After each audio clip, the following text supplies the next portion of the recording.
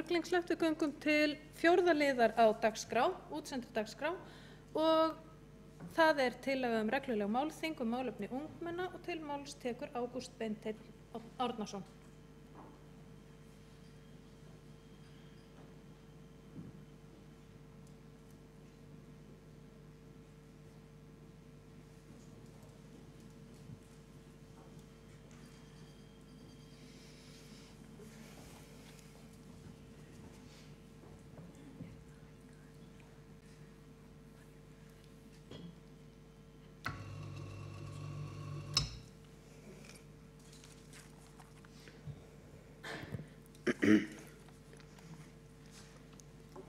Borgarstjórn, forseti borgarstjórnar og aðrir gestir.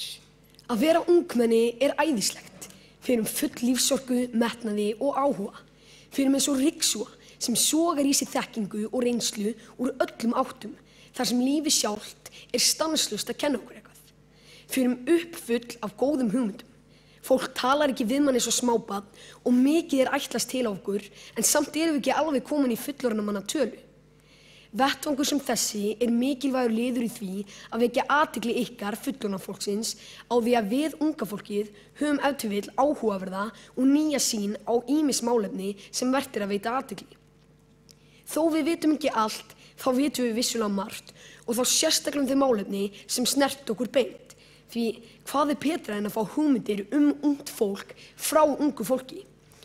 Allt ofantalið á vissulega við okkur í ungmennaráði Vesturbæjar líkt og hin ungmennaráð.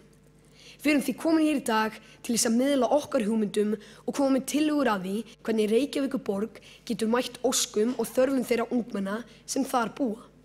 Kæru vinir, okkur finnst mikilvægt að ungmenni hljóti viðeigandi fræðslu hitt og þetta og þá sérstaklega á okkar eigin forsendum. Það fullt af áhugaverðum og mikilvægum málefnum sem ungmenni vilja taka fyrir og láta rödd sína heyrast. Við viljum meira en að setja inn í kennslustofu og láta kennarann mata okkur af upplýsingum samkvæmt fyrirfram ákveðnum og ófrávíkjanlegum stöðlum. Þetta fyrirkomulag að vísu gott og gilt þar sem mikilvægt að skólakerfi skili okkur út í samfélagið með vissa grunnþekkingu á bakinu. Við viljum þó meira. Fræðslu þar sem ungmenni geta hist, tala saman, fengi upplýsingar, lært af hverju öðru, miðla sín á milli í óformlegra og meira skapandi umhverfi. Því leggjum við til að Reykjavíkurborg veiti ungmennum sínum slík tækifæri og okkar hugmynd sú að bæði fróðlegt, skemmtilegt og skapandi væri að borgin stæði fyrir reglunum ungmennaþingum. Þar sem málefni sem snerta okkur unga fólkið tekin fyrir og okkur veitta tækifæri að ræða málin og veita okkar álit á opinberum vettvangi.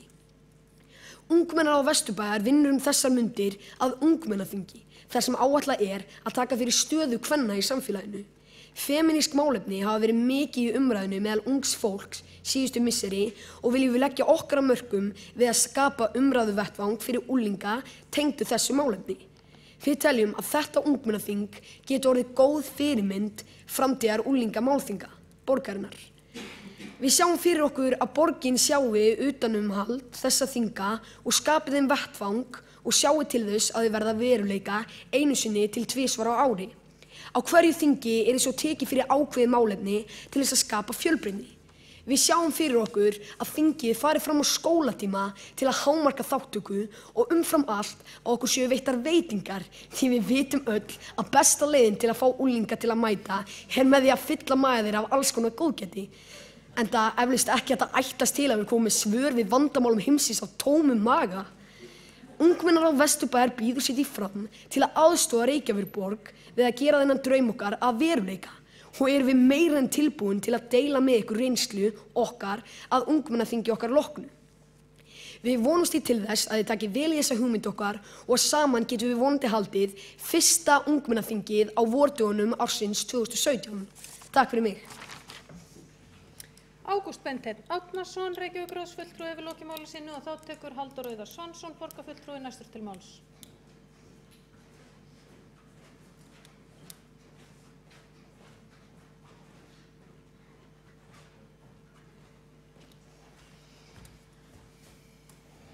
Forseti og borgarstjórn og getu ungmennaráðsfulltrúar.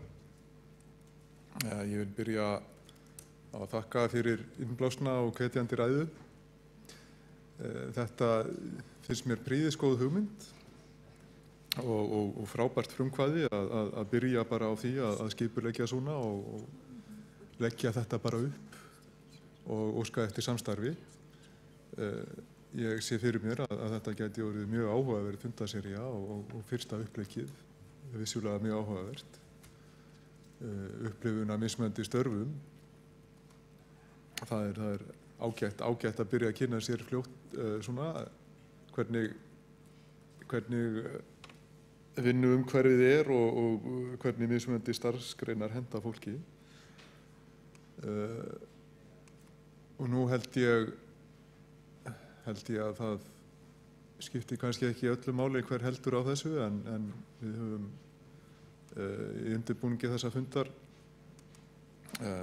svona fallist á það að það væri eðlilegast að eins og margt annað sem að hér hefur verið lagt fram að þetta heyri fyrst og fremst undir skóla- og frístundaráð sem að myndi halda utan um þetta en þá í samvinnu við stjórnkerfis- og lýðræðisráð sem að hefur svona samráðsverkefni á sinni könnu sem og forsætisnefnd sem að sér viðburðastjórnun.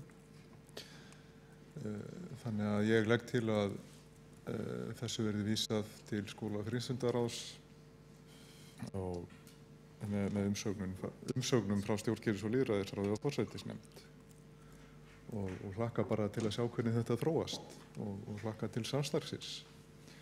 Takk fyrir.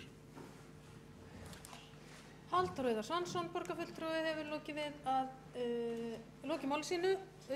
Hann leggur til að tillögunni verði vísað til skóla- og frístundaráðs sem leiti umsagna. Þau sem samþykkja þá málsmeðferð gefi merki. Þau sem á mótkunna vera. Hún er samþykkt með öllum greiddum atkvæðum. Þá göngum við til 5. liðar útsendri dag.